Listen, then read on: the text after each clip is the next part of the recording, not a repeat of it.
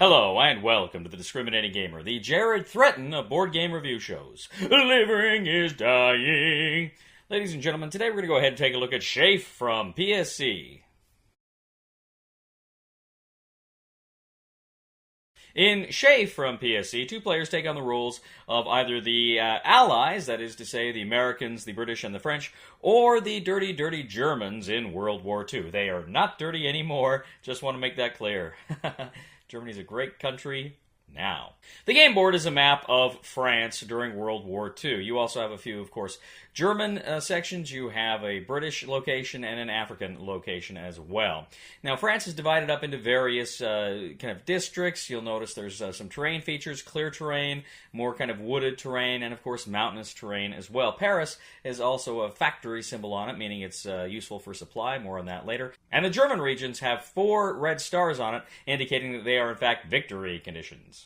Now, you can play this game as a historical setup, or you can kind of create your own setup. Now, with the historical setup, what you're going to do is find the appropriate cards that you're going to start out with. And this game revolves around the cards. Essentially, the cards are your organization of your army. So you're going to have, first of all, your army HQs. These are kind of your big, bulking military organizations. And they're also going to have some reserve units you're going to place face down underneath them.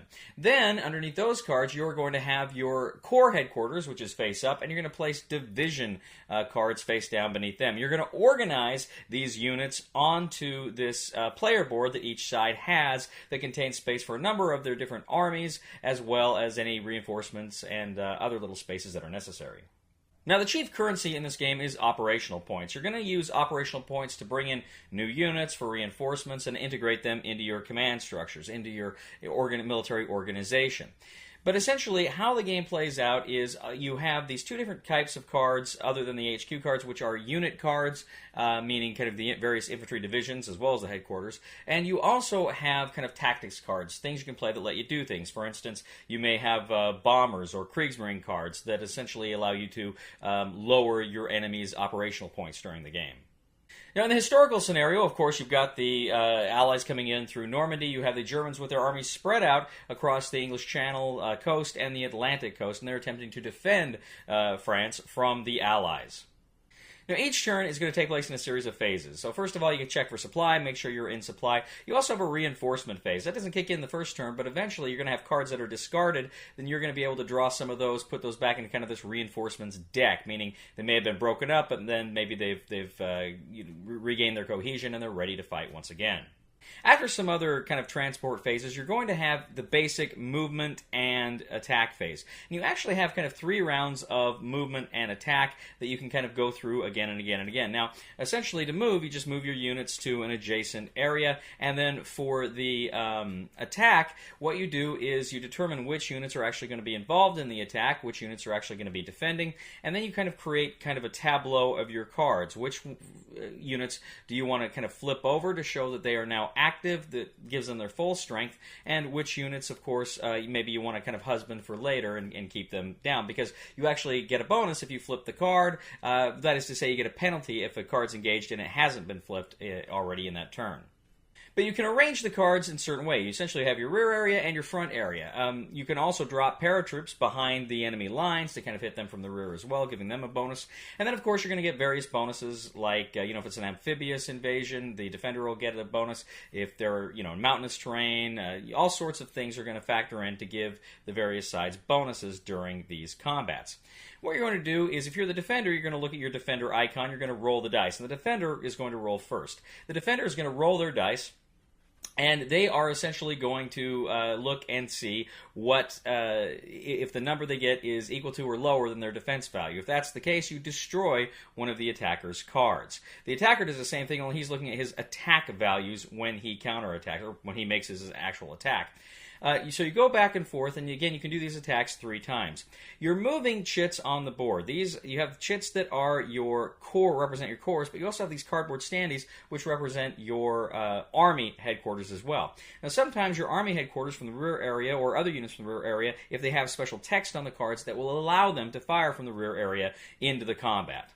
You have various other text abilities written on the card. So if you want to refer to anything, if you're ever in doubt about what you can or cannot do, you simply refer to the card itself, and it says exactly what abilities it has. After the attacks go back and forth, you essentially check to make sure all your units are now in supply, now that they've advanced, and then you have a cleanup phase where you kind of return your operational marker to its set value. You kind of take care of a few other things. Any units that we had placed laid down because they'd gone, they can go ahead and stand back up again. A few other things like that.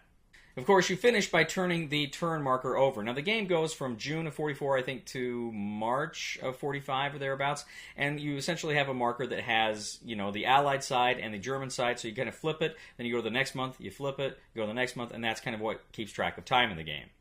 Now, I should point out in there, very important, you will have, just after the combat phase, a reorganization phase. Now, this is a chance where, by spending op points and doing a few other things, you can actually move cards around. You can change the organization of your army. You can put, certain divisions with different corps. You can put different corps with different army. You can kind of maximize where you want your units to be in the event of another attack. And critically, this is important because you may have units that are retreating, that are moving out of there, but you always want your corps that's going to be adjacent to or in the same location as your army headquarters.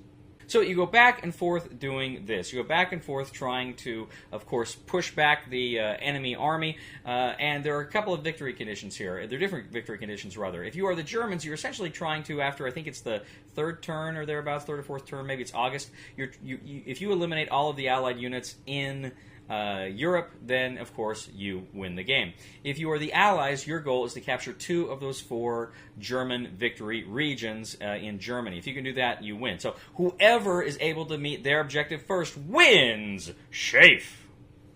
So I was very interested in Shaef. In fact, I just wrote for this semester for a class, I wrote a paper on the Battle of the Falaise Gap in August of 1944, and I kind of got into the organizational structure of these army groups, these armies, and the corps, and you're kind of discussing that and seeing how they work together and how they function, and it's interesting to kind of play that. And what's cool here is how you actually can make these armies. You can what I say is you can manage them. In the historical scenario, you get the base one, but in the bigger game, in the game you design, you can design your armies there.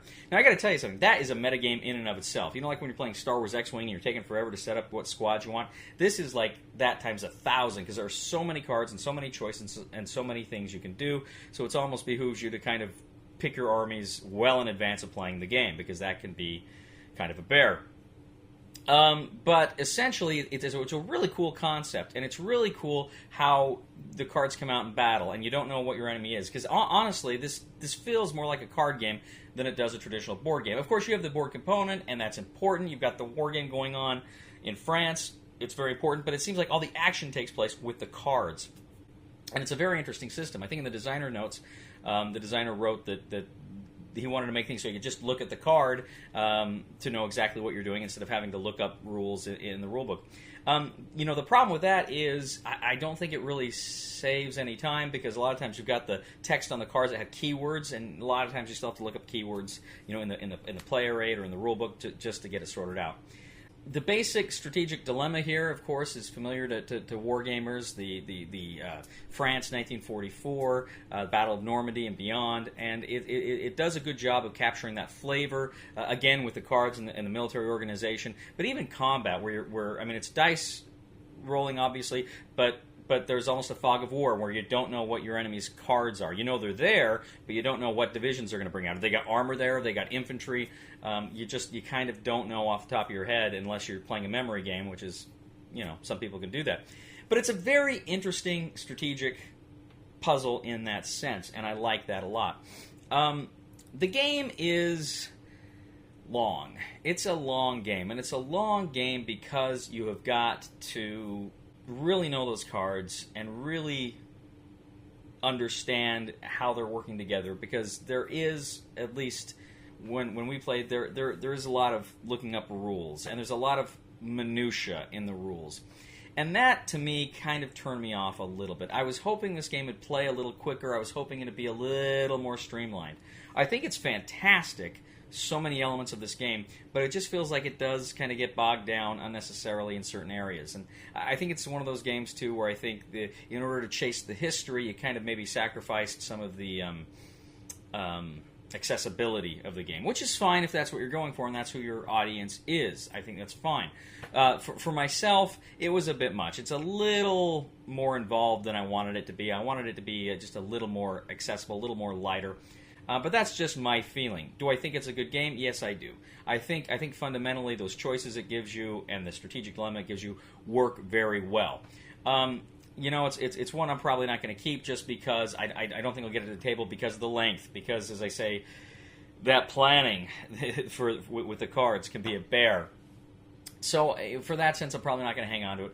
That having been said, I think it's a good game that a lot of people are going to really take to. I'm going to go ahead and give it a try it before you buy it because of those caveats. But know that, like I say, if you don't mind the longer games, you don't mind a little more complexity in these war games, check it out. I think you'll get a kick out of it. Thank you once again for joining us today on The Discriminating Gamer. As always, we ask you to please leave a comment for us on YouTube, on Board Game Geek, on our Facebook page, or on thediscriminatinggamer.com. We ask you to please like us on Facebook, subscribe to us on YouTube, and follow us on Twitter. We are The Discriminating Gamer, and ladies and gentlemen, just like Jared threatened, I play every instrument in the show here. And I let you know about it. Please somebody help me on my feet again, and I don't know where I'm going, and I don't know where I've been. Please somebody help me on the solid ground. It's a long time, and I'll be dying. Once a year I wind up in the band. No. Cody, if I don't kill, is my thing.